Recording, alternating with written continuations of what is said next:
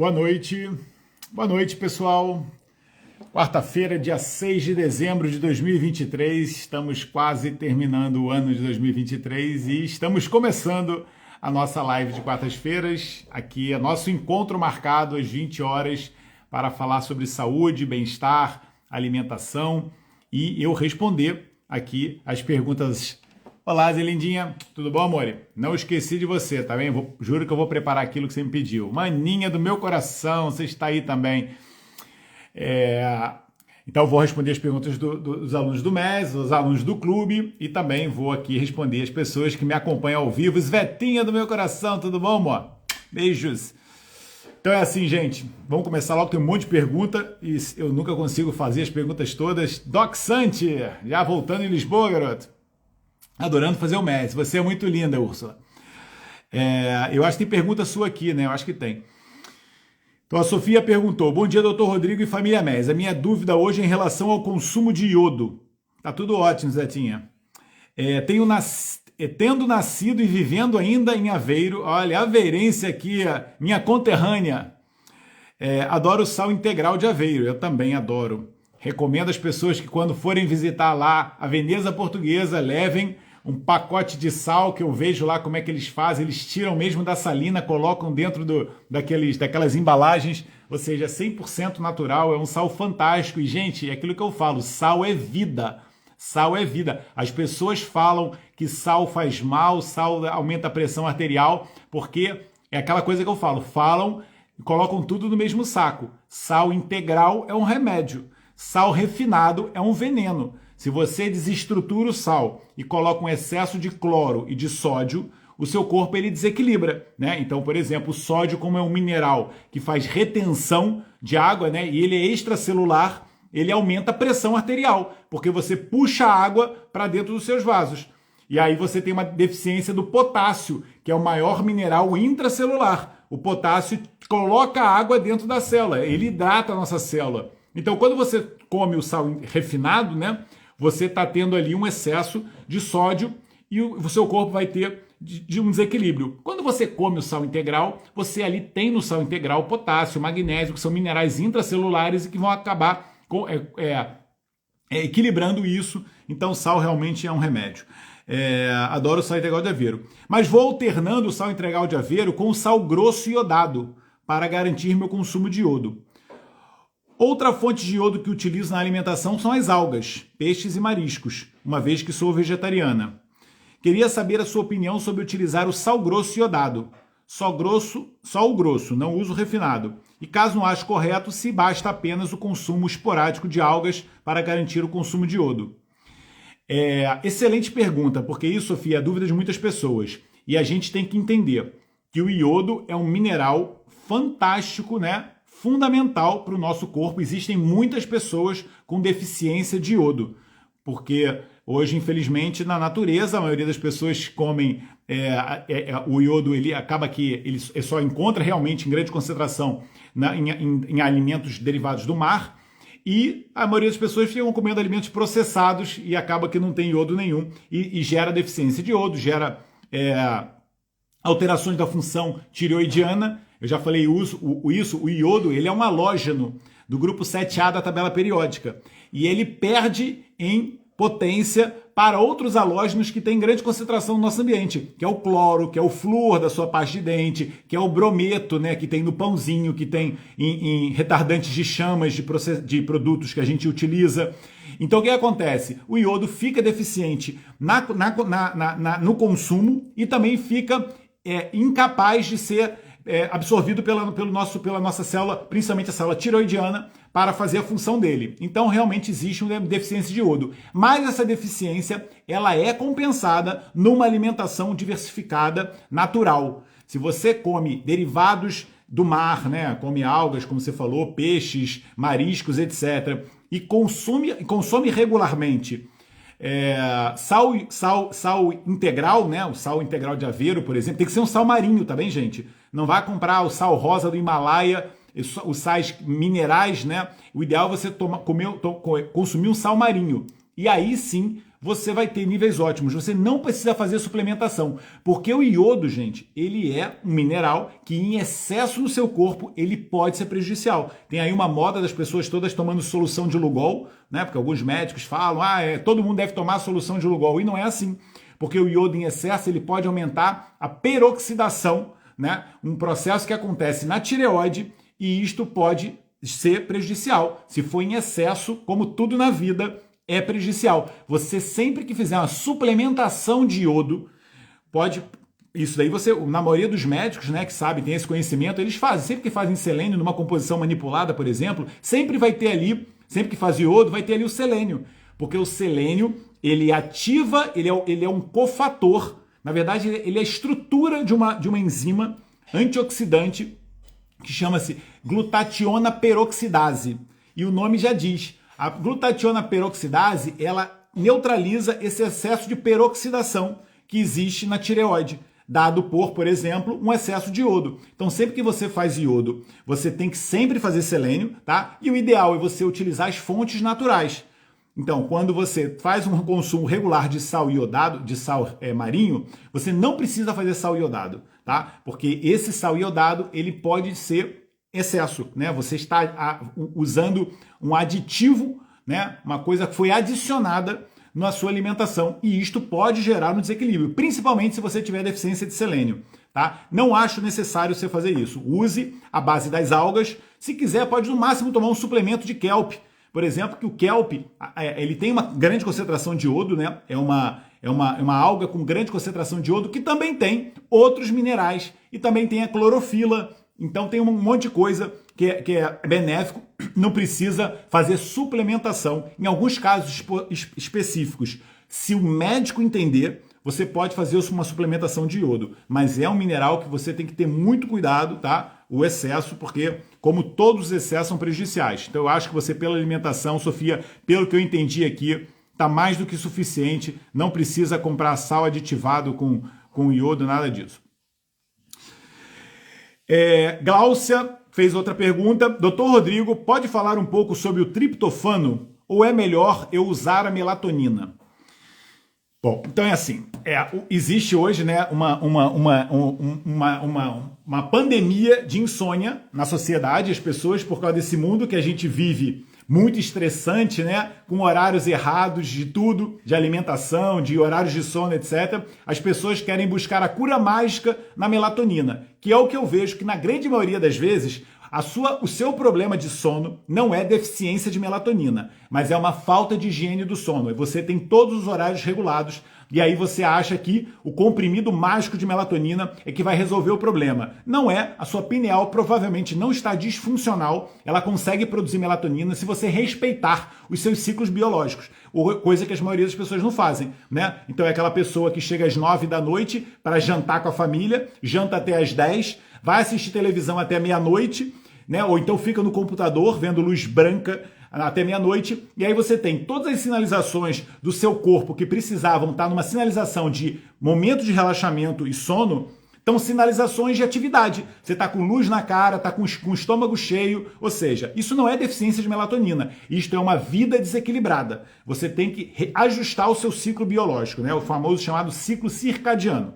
A sua pergunta aqui não era, por acaso, melatonina, era sobre o triptofano. Por que você fez essa pergunta? Para quem não sabe, o triptofano é um aminoácido essencial, ou seja, é um daqueles 20 aminoácidos que o nosso corpo não produz e que a gente precisa tirar da alimentação. E o triptofano, ele é o precursor da melatonina. E, na verdade, ele é o precursor da serotonina, e a serotonina depois se transforma em melatonina quando a gente fecha o olho no escuro. Então, são enzimas que fazem isso, né? Uma chama-se triptofano hidroxilase, como o nome diz, ela hidroxila o triptofano para formar o 5-hidroxitriptofano, né? Você hidroxilou o triptofano, 5-hidroxitriptofano, também chamado 5-hidroxitriptofano. Depois você faz uma nova hidroxilação e aí você vira 5-hidroxitriptamina, que é a serotonina. Depois a serotonina vira a melatonina. Qual é o problema de você... Aí falou, doutor, eu posso administrar triptofano? Triptofano, lembra que eu falei, é um aminoácido que tem na alimentação. A gente tem triptofano, né, nas sementes, que eu como todos os dias, né, as nossas kitzinhos de mix de sementes, que eu devo ter um aqui, ó. Aqui, ó, isso faz parte da minha vida, gente. Mix de sementes. Aqui tem semente de girassol, semente de sésamo, semente de cânhamo, trigo sarraceno. Olá, Paulinha. Olha, chegando a Paola, eu estou mostrando aqui as sementes que a Paola sabe fazer já como ninguém. Então, isso aqui é uma fonte fantástica de triptofano. As oleaginosas são a fonte de triptofano. Abacate, a banana tem muito triptofano. Alguns derivados animais, né, como carnes, tem triptofano, ovos tem triptofano. Ou seja, é um aminoácido que a gente tem no nosso corpo. O problema também, assim como eu falei da melatonina, a maioria das pessoas não tem deficiência de triptofano. Você quer tomar o comprimidinho de triptofano porque você ouviu falar que o triptofano vai virar serotonina, que vai virar melatonina. E aí você vai ser uma pessoa muito feliz porque tem serotonina e vai ser uma pessoa que dorme com a maravilha porque tem melatonina. Mas não é assim, gente. Porque quem determina para onde vai o seu triptofano são os funcionários, são as famosas enzimas. Você tem que ter as enzimas ativadas para o seu triptofano ir para a serotonina e depois para a melatonina. Você tem que fazer isso. Se você tiver um corpo desregulado, você não vai para a serotonina e você depois não vai para a melatonina. E aí você fica triste e com insônia, tá? Porque as suas enzimas não estão otimizadas. Então vou falar agora dos funcionários, porque é muito mais importante a gente falar dos funcionários, que esses sim, eles estão alterados. O foco das pessoas é errado. As pessoas focam no nutriente. E na verdade não é isso. O problema está na enzima, está no funcionário. Não é que ele ganha um mau salário, ele trabalha mal. É mais ou menos assim. O funcionário que transforma o triptofano na via certa que a gente quer ir para formar serotonina e melatonina chama-se triptofano hidroxilase ou triptofano monoxigenase. Tem esses dois nomes, triptofano hidroxilase. Essa enzima, para já, ela tem dois cofatores, vitamina B6 e magnésio. Muito importante esses dois cofatores. Você tem que ter no seu corpo vitamina B6 e magnésio. E aí você tem que ter os nutrientes que fazem isso. Na verdade, é a alimentação do MES, né? Alimentação plant-based com legumes, verduras, muitos verdes, sementes oleaginosas. Tudo isso é uma fonte fantástica de vitamina B6 e magnésio. Se você tiver essa alimentação diversificada e não for um comedor de processados, você vai ter o salário dessas enzimas. Só que, para ativar essas enzimas, você tem que ter estilo de vida. Os principais hábitos que fazem essa enzima ser ativada são atividade física, exposição solar, uma boa noite de sono. Esses três são pilares da sua ativação da triptofano hidroxilase. Vou dar um exemplo. As pessoas adoram ir para o sol. Quando você está num dia de sol, quando você está na praia, você está feliz. Já reparou isso? Por quê? Porque o sol ativa a triptofano hidroxilase. Então ele é um ativador dessa enzima. O funcionário recebeu ali o estímulo para trabalhar. O exercício físico também faz isso. E noites boas de sono fazem com que você tenha no dia seguinte mais produção de serotonina e melatonina e você entra num ciclo vicioso. O que atrapalha a triptofano hidroxilase? O pior fator de risco para ela? Estresse. Cortisol alto é um bloqueador dessa enzima. Você vai para uma via oposta. E inflamação. Um corpo inflamado também acontece isso. Então, se você tem uma doença inflamatória crônica no seu corpo, por exemplo, o intestino inflamado, você está sempre com marcadores inflamatórios e a triptofano hidroxilase, ela fica bloqueada e aí você ativa a outra via. Porque assim, você vê o triptofano e ele pode ir para duas vias. É como se fosse uma encruzilhada. Ou você vai para a via da serotonina e da melatonina, a partir dessa enzima que eu falei, triptofano hidroxilase ou triptofano monoxigenase, ou você vai para a via chamada via da quinurenina. A via da quinurenina, muita gente nunca ouviu falar sobre essa via, tá? É uma via que é ativada por uma outra enzima chamada indolamina ou triptofano dioxigenase. Indolamina dioxigenase ou triptofano dioxigenase. Eu sei que é palavrão, gente, mas vocês têm que dar nome aos bois. Esses funcionários existem no nosso corpo. Quando você ativa a triptofano dioxigenase, você vai para a via do ácido quinolínico, a via da quinurenina. E o ácido quinolínico, ele é um inflamatório cerebral. Se você tem essa via ativada, você está tomando triptofano, e em vez de você formar melatonina, você está formando uma substância que inflama seu cérebro, aumenta seu risco de Alzheimer, aumenta suas alterações cognitivas e faz você ficar deprimido. Entendeu? Então é o contrário, você inflama seu cérebro. Você queria ir para uma via boa, mas você tomou o triptofano e ficou em casa sedentário, não fez atividade física. Você tomou o triptofano e ficou sentado no sofá com luzes artificiais, não pegou sol. você tomou triptofano e você está super estressado, com problemas de família, etc., ou seja, ativou o cortisol, o que aconteceu? Esse seu triptofano que você tomou na maior das boas vontades para virar melatonina, ele vai para a via da quinurenina. Então, entendeu, gente? É muito mais importante a gente olhar para os funcionários. Uma alternativa é você fazer uma suplementação que se faz, que chama-se 5-hidroxitriptofano. Por quê? Porque o 5-hidrox já não vai virar para a via da quinurenina. Então é muito melhor do que você administrar triptofano. Mas o melhor de tudo é você modular suas enzimas. Então você vê, a gente volta para os hábitos de vida. Porque se você for uma pessoa ativa, se você for uma pessoa que tem contato com a natureza, né, que faz seus níveis de cortisol baixar, se você for uma pessoa que pega sol, por isso que vocês veem, gente, que a gente fala isso, né? E parece uma coisa meio esotérica, né? Parece que o Dr. Rodrigo é um médico da natureza, né? Que agora meu escritório é na selva, que eu vou começar a me vestir igual um índio, né? Porque eu virei natureba. Mas não é, gente, é porque quando eu olho para a bioquímica, eu vejo que as coisas se completam, né? É perfeito, porque se a gente respeitar a natureza, se a gente respeitar a nossa ancestralidade, se a gente respeitar o nosso corpo, né? Tirando ele desse ambiente que a gente vive, cheio de radiação eletromagnética, luz artificial, comida artificial, se a gente respeitar isso, o nosso corpo funciona bem. A nossa máquina ela foi desenhada para isso. E as nossas enzimas querem isso. As nossas enzimas não querem a gente fechado dentro de caixinhas o tempo todo, com luzes artificiais estressado. Porque se você fizer isso, você ativa a via da quinurenina. Deu para entender, gente? Aconselho a toma de colágeno, sim. É porque a gente, como não fala de remédio, né? A corrente médica de médicos funcionais, que eu chamo ortomolecular, né? A gente não fala muito de remédios alopáticos, embora eu também use remédios, a gente fala de hábitos de vida saudáveis, porque é só olhar o corpo, né, como uma máquina e, como eu falo, é como se fosse uma fábrica cheia de funcionários. E a gente tem que dar as condições para esses funcionários trabalharem. Então aqui, por exemplo, eu falei, você deu as condições ambientais, colocando esse funcionário na natureza, como ele gosta, pegando o sol e relaxado, etc. E a gente tem que dar o salário que eles querem. E qual é o salário que ele quer? Eu falei, o principal nem é o triptofano, porque esse você tira da alimentação, tá? O salário principal é o estilo de vida e ver se sua alimentação tem, além do triptofano, magnésio e vitamina B6, porque são os cofatores dessa enzima que vai ajudar o seu corpo a levar para a via certa. Tá bom, gente? Vamos lá, senão eu não consigo falar sobre tudo hoje. Aqui, ó, o remédio tá aqui, ó. Você já comeu sementes hoje? Pois é, então, semente é um remédio. Bom dia, apanhei um vírus. A Paula perguntou, Paulinha, tudo bom? Oi, Paulinha, olha aqui Paulinha falando comigo também. Paulinha agora foi a Ana Paula Palhão, mas quem me escreveu aqui foi a Paula Souto. Bom dia, apanhei um vírus respiratório da época do fim de semana. Um vírus respiratório da época, agora no fim de semana. A gente tá impressionante, né? A quantidade de pessoas que me escrevem porque estão com viroses, etc. O pessoal tá com a imunidade embaixo, hein, gente? Olha, eu passo aí o dia inteiro.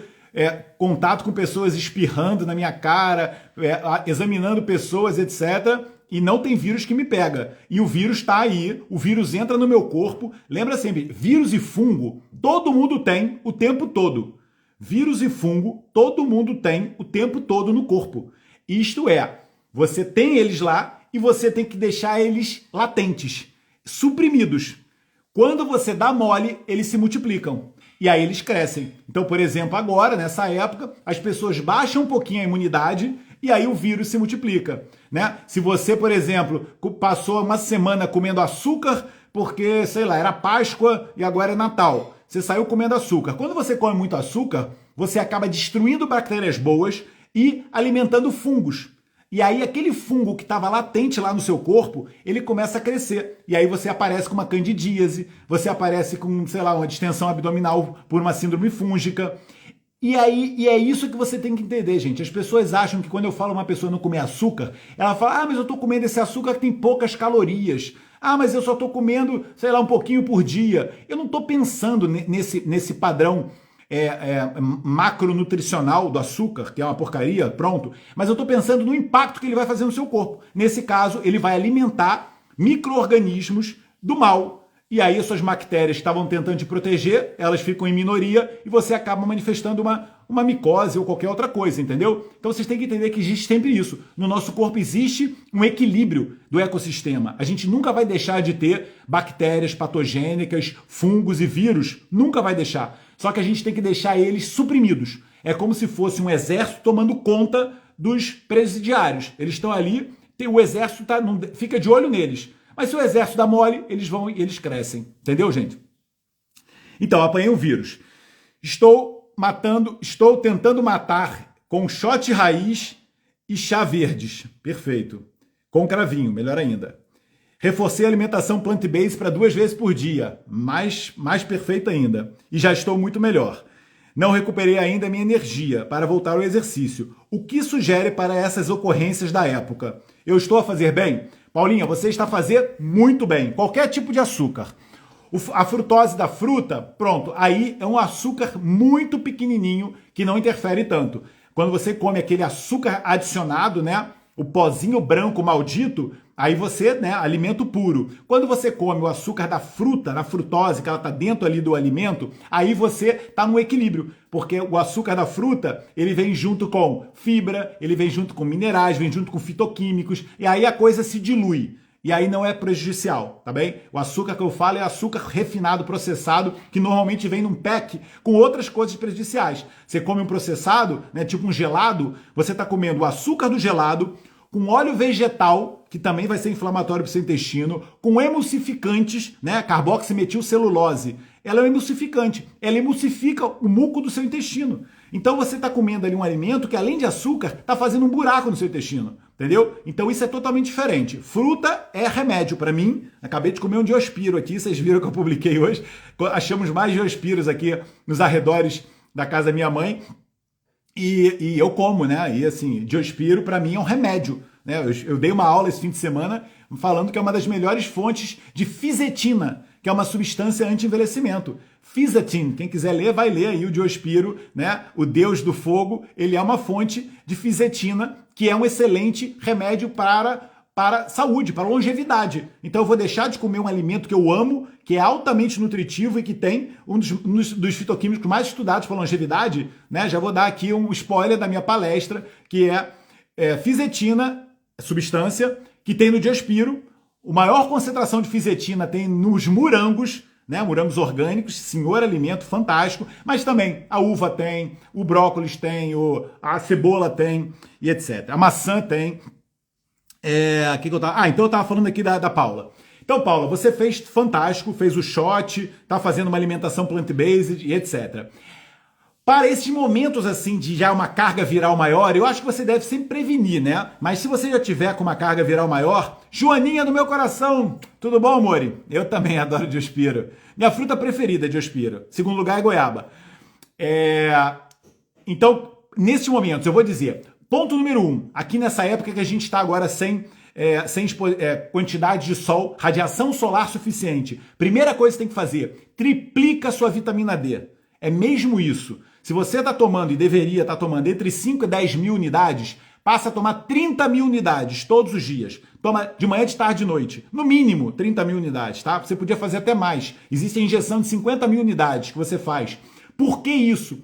Porque a vitamina D, gente, ela tem um efeito virucida. A vitamina D, ela tem substâncias que são antibacterianas, antivirais, naturais. Chama-se catalecidinas. Vocês podem estudar isso depois, coloca aí no Google, catalecidinas. São substâncias e defensinas, tá? Catalecidina e defensina B.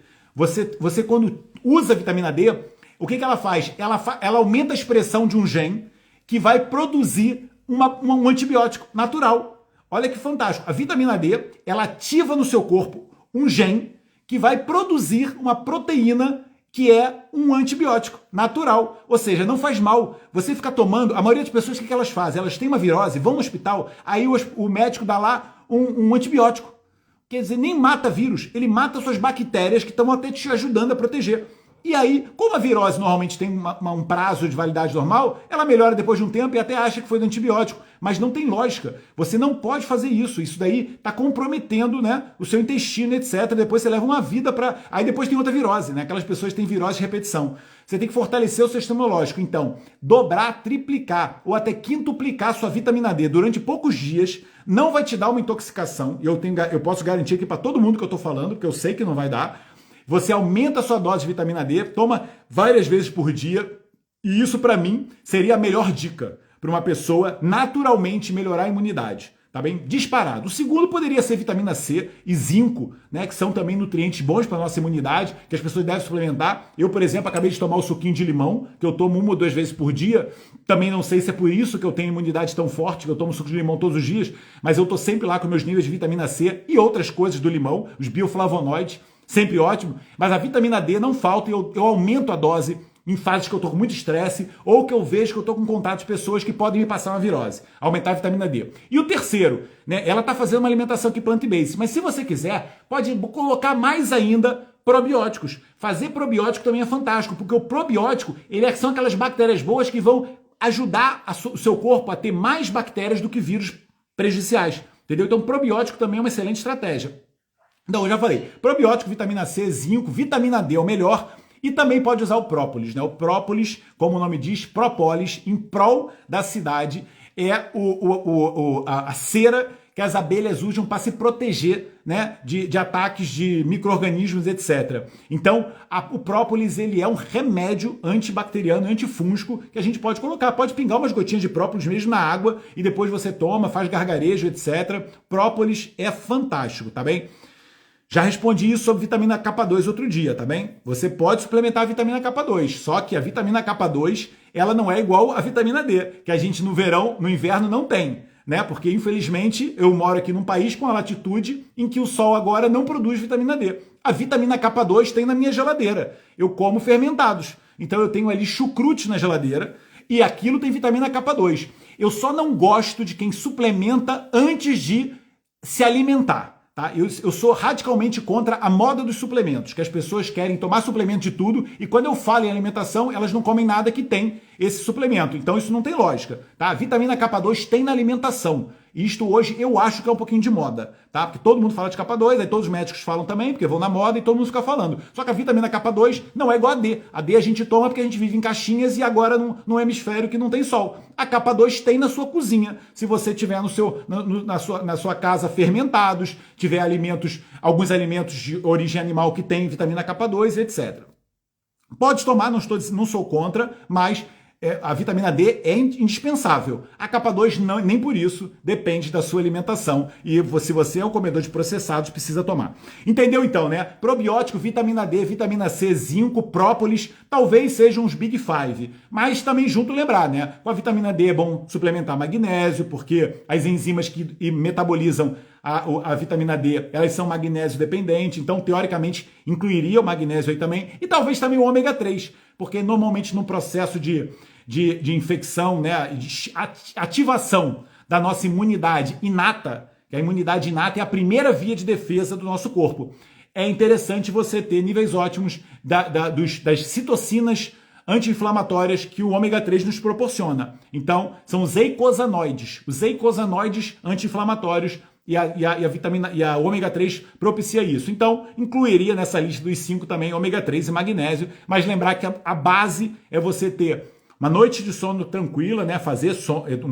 Dormir bem, atividade física regular estimula a nossa imunidade. Se for excessiva, inibe, mas se for regular, certinho, ela estimula a nossa imunidade e, é claro, o primeiro pilar, a alimentação saudável. Esse é o melhor de tudo, óleo de fígado de bacalhau. Vovó tinha razão, né? É óbvio que óleo de fígado de bacalhau é o melhor que você pode fazer.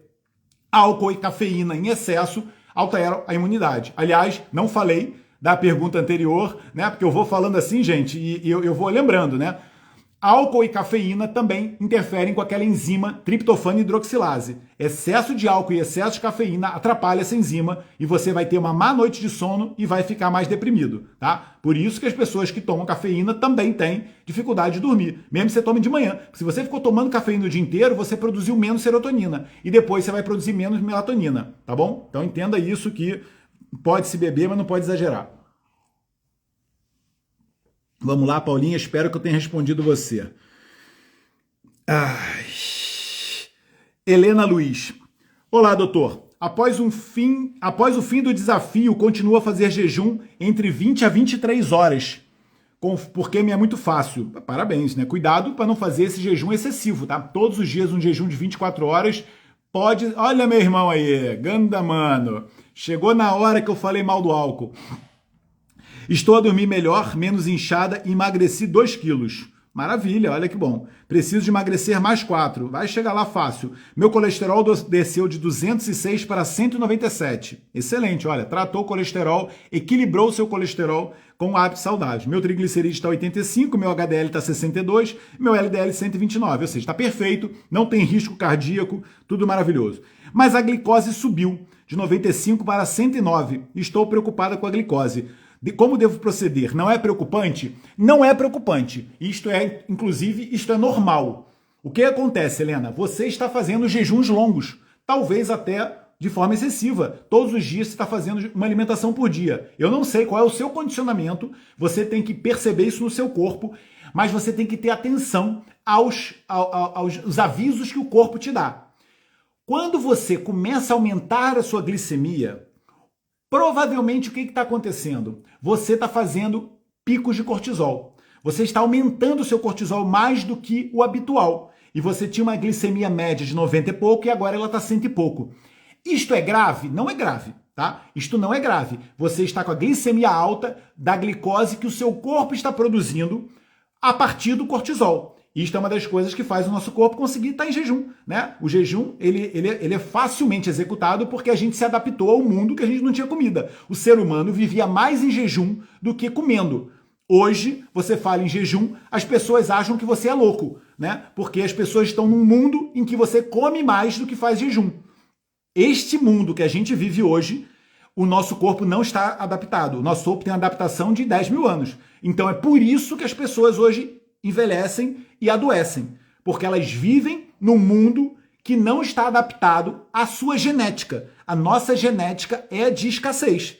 Ponto. É isto, gente. Infelizmente é. Comer é gostoso. Eu adoro comer. Só que eu sei que se eu comer o tempo todo, o meu corpo vai estar mais condicionado, né, ao processo digestivo e ele não está adaptado a isso. O nosso corpo está adaptado ao jejum. Aquela pessoa que não consegue fazer jejum, ela está com um desequilíbrio, por exemplo, do cortisol. Ela não consegue liberar esse hormônio, que é um hormônio hiperglicemiante, que ele protege o nosso corpo em momentos de escassez.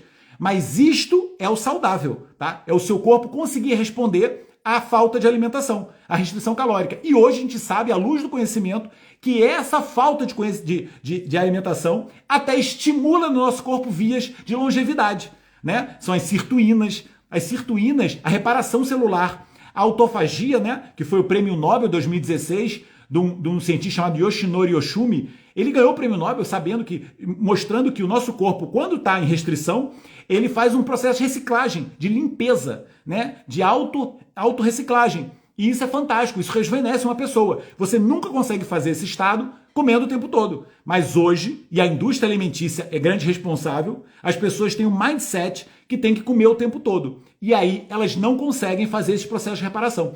Na pirâmide do Messi, aquela pirâmide que eu desenhei, né? Eu criei essa pirâmide, eu nunca tinha visto isso e eu bolei isso. A base da pirâmide é jejum. Por quê? Porque a maior parte do tempo você não tem que comer.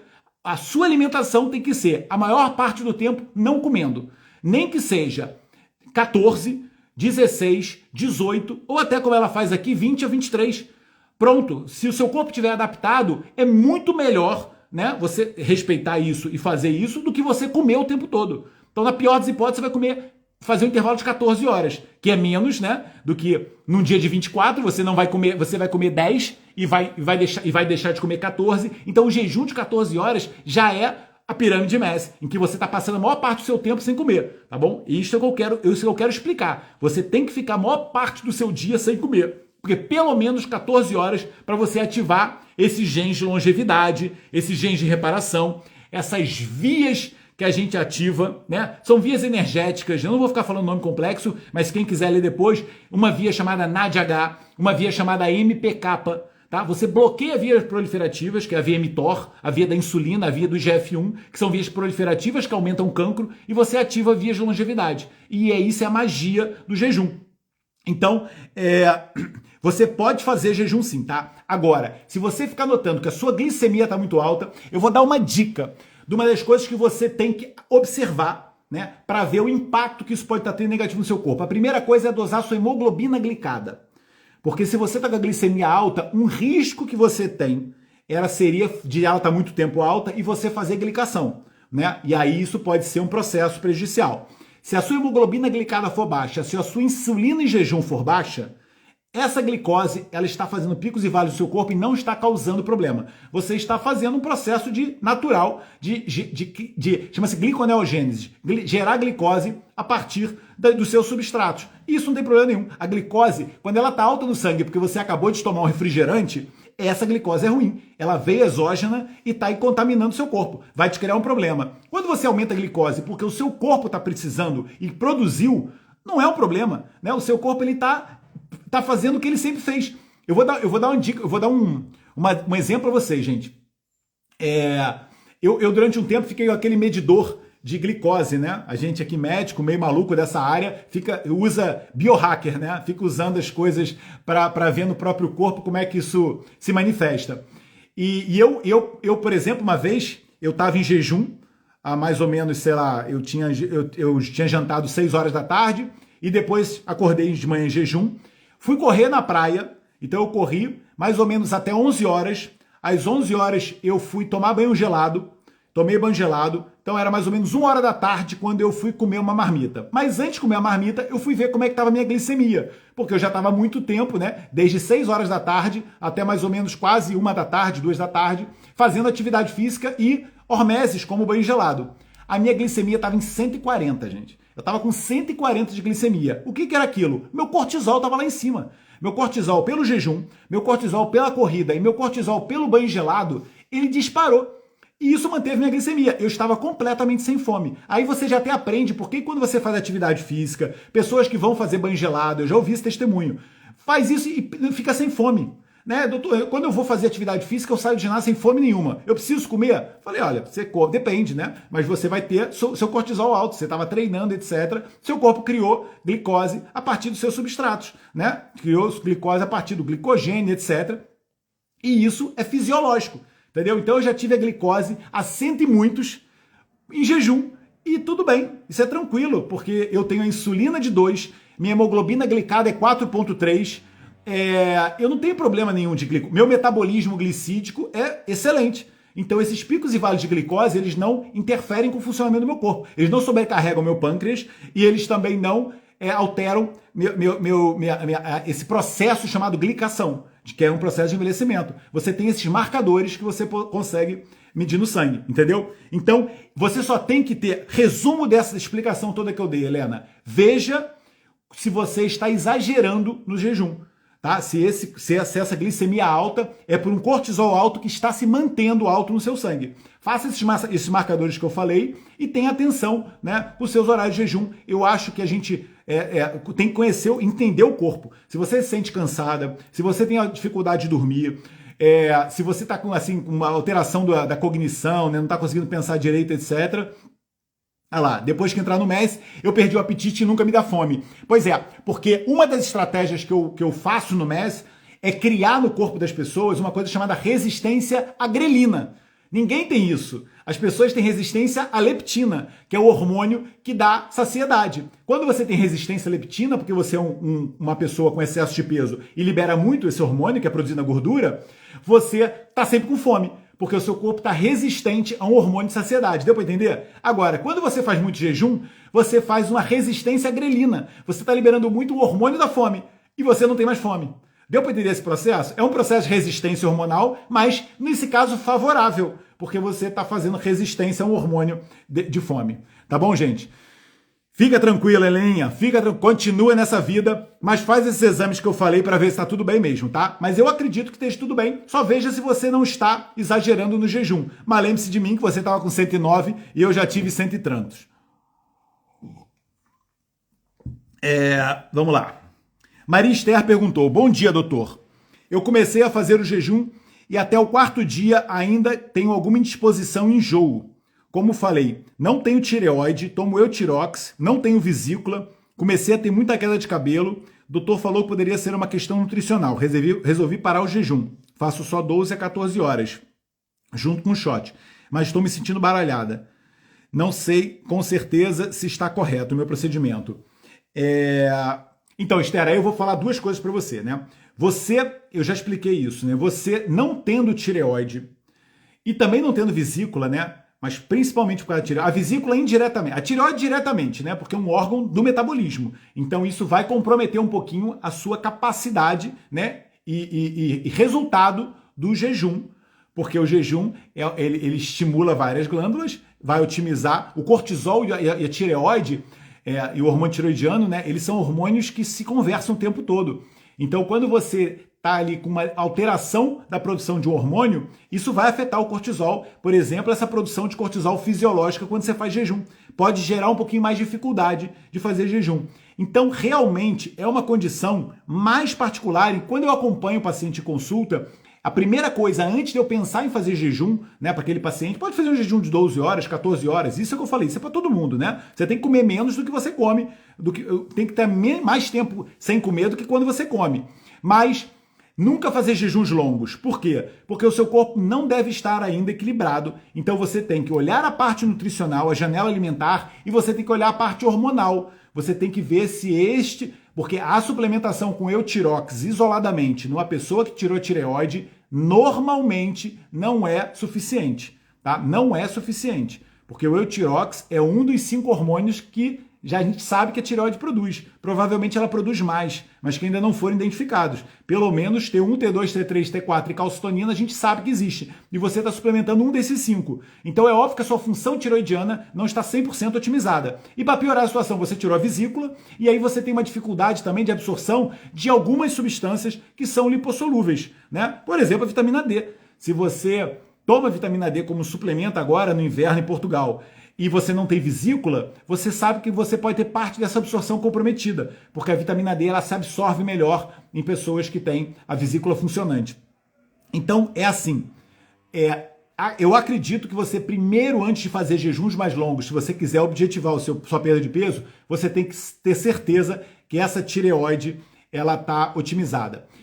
Mas eu queria falar sobre outra coisa em relação à sua pergunta que também acontece em pessoas que têm tireoide e que não é o caso não é esse, que é uma reação de detoxicação do corpo. Quando as pessoas começam a fazer jejum e o corpo começa a mobilizar gordura ou começa a mobilizar fontes energéticas, etc., você também mobiliza toxinas que podem estar armazenadas no seu corpo, principalmente na gordura.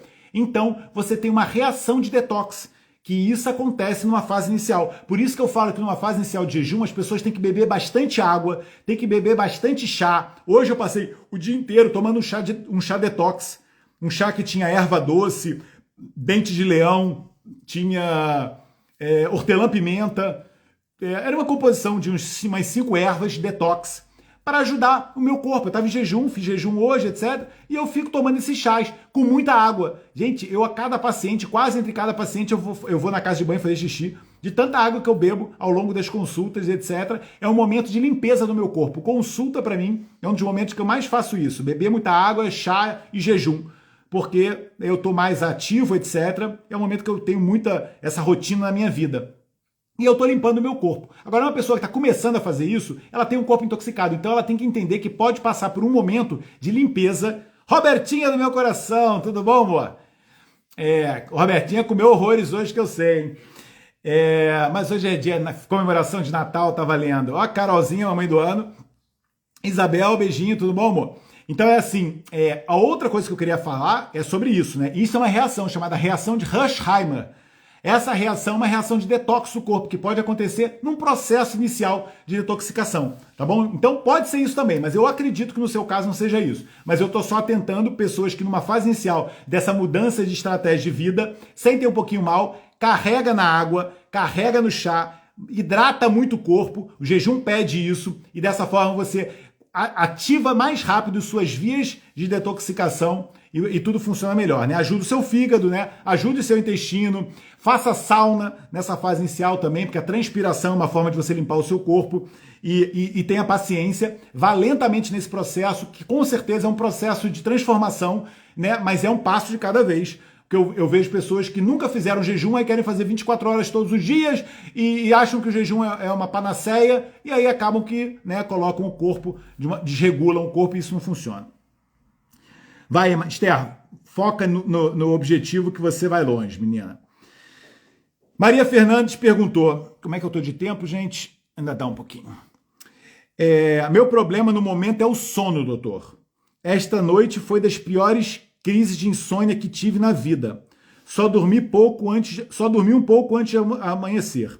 Será que devo tomar melatonina? Olha o que eu digo, gente, é sempre essa pergunta. Se sim, qual recomendo em Portugal? Ou uso chás e banho morno? Bonitinha. Outra coisa, poderia me... isso aqui é outra pergunta logística. Poderia me mandar um e-mail, não sei das quantas. Então, vocês veem, gente, é isso. Eu vejo muito isso. Hoje existe uma síndrome de abstinência de melatonina, né? A pineal de todo mundo ficou comprometida. E, na verdade, não é isso. Existe sim, é uma pandemia de desrespeito ao nosso ciclo circadiano. Acabei de criar agora uma frase que eu vou escrever um livro. A pandemia de desrespeito ao nosso ciclo circadiano. E isso é que existe. As pessoas não priorizam o sono, priorizam série de Netflix, priorizam relatório que tem que fazer para o trabalho, priorizam, olá, microbotânica, lá, olha, pessoal da microbotânica que tem brotos, que é um dos maiores remédios da natureza, né? Os brotos que eles fazem lá maravilhosos, tem que fazer parte de uma alimentação diversificada, porque o broto é o bebezinho, né? Cheio de energia e vitalidade. O alimento biogênico mais fantástico que existe são os brotos. Amo esse homem. Obrigado. Obrigado, amor. Eu que amo vocês. Mestre, olha que legal, nunca tinha percebido isso. Adorei o trocadilho. Então, gente, é isso. Não existe uma abstinência de melatonina pandêmica, existe sim, é uma falta de respeito com o nosso sono, que é um pilar intransponível de saúde e as pessoas não respeitam. Eu estava entrando no burnout, gente, eu acho que eu já falei essa história várias vezes, né? E eu estava vendo que eu estava desrespeitando um pouco o meu sono.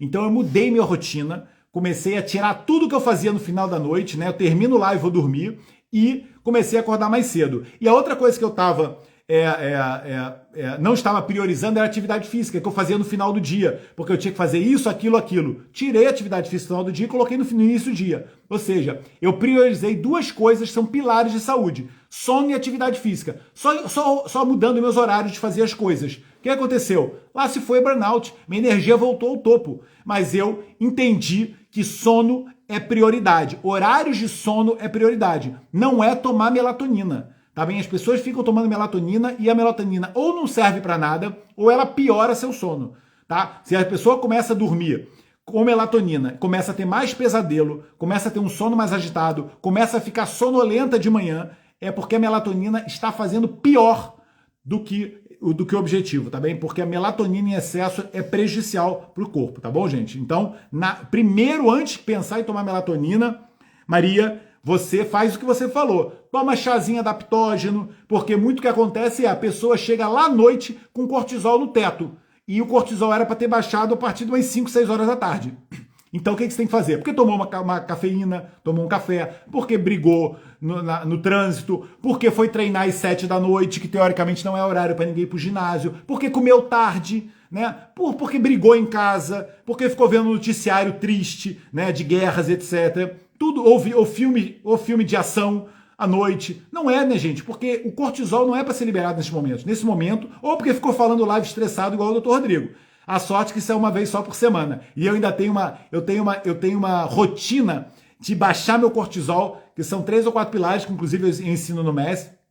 São coisas que me ajudam a tranquilizar. Por acaso eu não tomo chás, mas chá é uma boa opção. Você pode tomar chás desses relaxantes, né? Porque começa a baixar esse seu nível de cortisol. Podem ser chás adaptógenos, né? Ashwagandha, rhodiola rósea, chá de ginseng, ou então podem ser chás de relaxamento, né? Chás que a gente chama ansiolíticos. Capim-limão, passiflora, valeriana, chá de melissa, chá de erva doce. Esses chás são todos mais chás calmantes. Camomila. E aí sim, você vai se preparando, né, para dormir relaxado. O banho morno que você falou é favorável. Apagar as luzes brancas de casa, colocar a luz vermelha, aquelas coisas todas que a gente sabe de higiene do sono, né, gente? Mas é assim, muito mais isso do que ficar tomando melatonina na vida. E a última pergunta do professor Valdemar, que é que o Valdemar já combinou comigo, a gente vai fazer uma live um dia desses, e ele vai falar: doutor, já não tenho mais problema de estômago. O Valdemar, ele toma omeprazol há 20 anos, gente. Há 20 anos ele toma este remédio que foi desenvolvido pela indústria para se usar no máximo até 3 semanas. Isto existe na bula do medicamento. Este medicamento não deve ser usado por mais de 3 semanas. Mas aí, professor Valdemar, assim como muitas pessoas que me assistem, tomam omeprazol durante 20 anos. Um bloqueador da secreção ácida do nosso estômago. A natureza colocou o ácido porque a gente precisa do ácido para proteger o nosso intestino de bactérias, para digerir proteínas, para absorver vitaminas, para absorver nutrientes. E aí você toma uma medicação que hoje está relacionada com aumento de risco de Alzheimer, cancros, doenças cardiovasculares, etc. Porque é o ser humano querendo brincar de Deus e tirando o ácido do estômago que Deus colocou. Então, o omeprazol é para tomar durante poucos dias se você tiver uma úlcera, e se tiver um problema, um tratamento, etc. Mas tirar assim que possível. Professor Valdemar tomava durante 20 anos. Joaninha está me ajudando aqui nas respostas, Joaninha? Obrigado, amor. Pergunta do Valdemar. Doutor, em termos alimentares, quais são os alimentos preponderantes para prevenir ataques de bronquite asmática?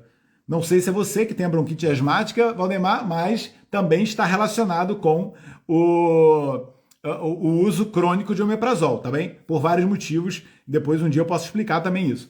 Mas eu vou falar aqui, responder a sua pergunta. Então, a bronquite asmática, a asma brônquica, ela é uma doença imunológica inflamatória, É uma hiperreatividade dos brônquios, E que gera a obstrução deles e a falta de ar. Então, o que acontece? Você tem que modular a imunidade e modular a inflamação.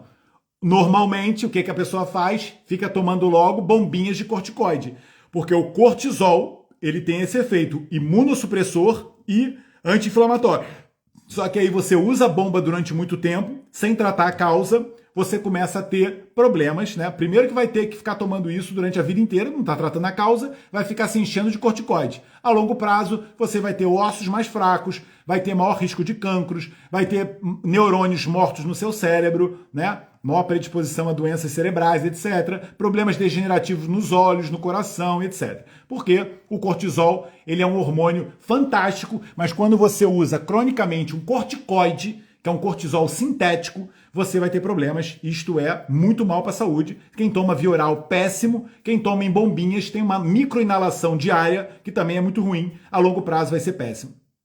Então, você modular a imunidade e modular a inflamação é o certo, Uma das bases disso, eu já falei, quando eu falei da imunidade para alergia, é você ter uma alimentação correta, Se você modular a sua alimentação, principalmente o MES, Por exemplo, com a alimentação rica em fibras, você dando fibra para o seu intestino, você está dando alimento para as bactérias que regulam a nossa imunidade. Os maiores reguladores da nossa imunidade são bactérias, gente. E isso hoje já se sabe, Elas ativam linfócitos chamados Treg, linfócitos T reguladores.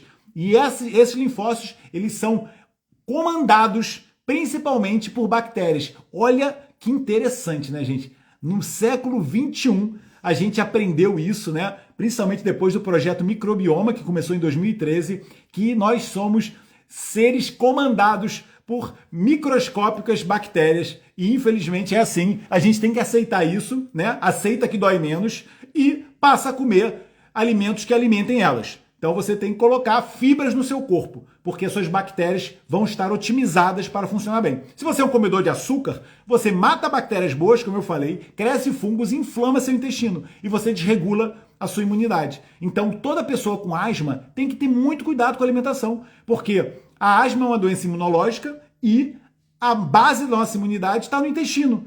A asma, ela é uma doença de uma inflamação de uma mucosa. E o nosso intestino é a maior mucosa, do nosso corpo, que mais controla as outras. É a chamada GALT.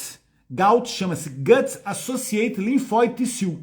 É o tecido associado o tecido linfóide associado ao intestino. Este é como se fosse o centro de comando. E se você tiver esse centro de comando alterado, você vai ter a sua mucosa respiratória alterada. Tem muita gente que fala isso, gente. Doutor, eu como uma coisa errada, meu intestino incha e meus seios da face também. Bloqueia meu seio da face. Sabe por que isso? Porque são as mucosas que estão todas associadas. É um terreno que existe no nosso corpo, mucosa. Na verdade, todas chamam-se MALT, que é Mucous Associated Typhus Tissue, os tecidos linfóides associados às mucosas. Então a gente tem esse tecido malte no nosso corpo e uma mucosa vai interferir com a outra. Se você não tiver o seu intestino regulado, você nunca vai ter sua asma controlada. Então, primeiro ponto é isso: probióticos, fibras, fitoquímicos, colocar cores da natureza, porque a gente sabe que muitos fitoquímicos controlam essa imunidade.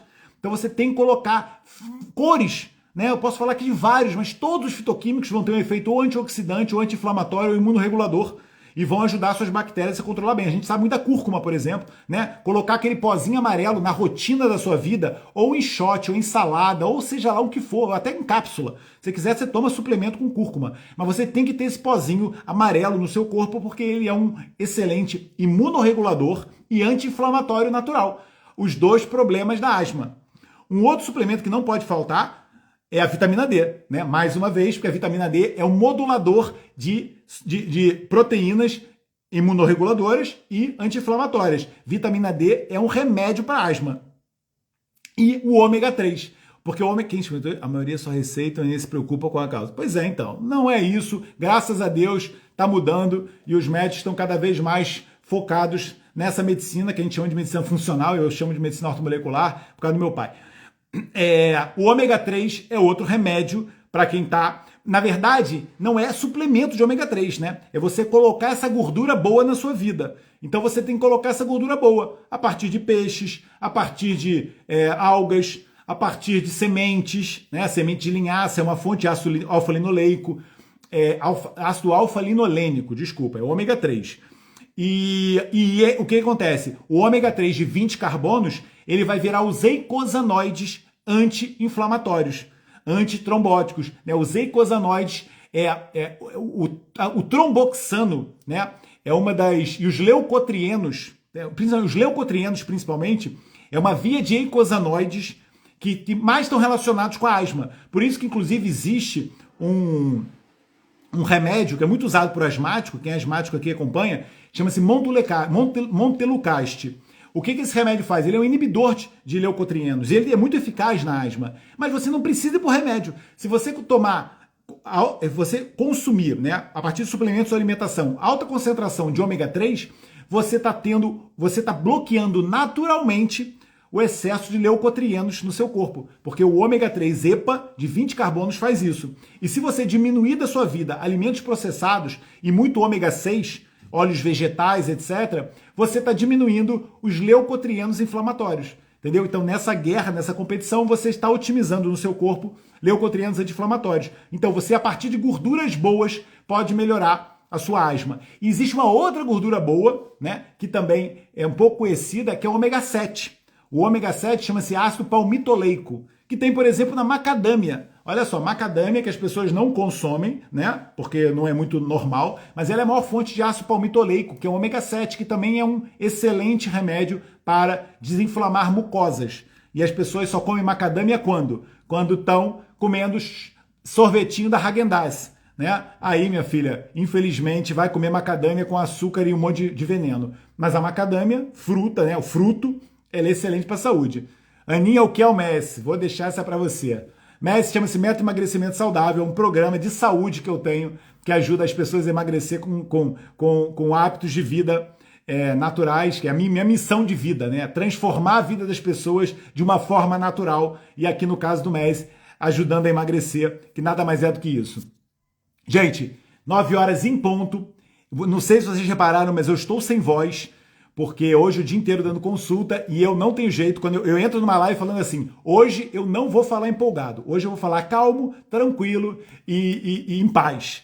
E não vou, porque tem gente que acha que eu sou agressivo, falando, doutor, você é muito agressivo, você devia ser uma pessoa mais dócil. Eu falei, não sou agressivo, é que eu sou empolgado, né? E alguns assuntos me deixam mais empolgados ainda. Eu começo a falar essas coisas e eu começo a ficar, né, mais empolgado, eu peço desculpa por isso. Não sou nada agressivo, eu só sou uma pessoa realmente muito determinado nessa minha mensagem. E é isso. Essa live de utilidade pública. Obrigado, gente. Olha, respondi todas as perguntas. Ainda faltam algumas perguntas lá do WhatsApp, que eu prometo que eu respondo amanhã para os alunos do MES, mas ficou aqui. Eu posso um dia falar sobre tendinite, sim. Falo um dia sobre tendinite. Gente, Beijinho, boa noite, obrigado aí. Vamos respeitar os horários de sono. Então agora eu tenho que ir tomar um banhozinho quente, começar meu processo de relaxamento, porque já tá na hora de dormir. Gente, beijinho, obrigado por tudo, tá?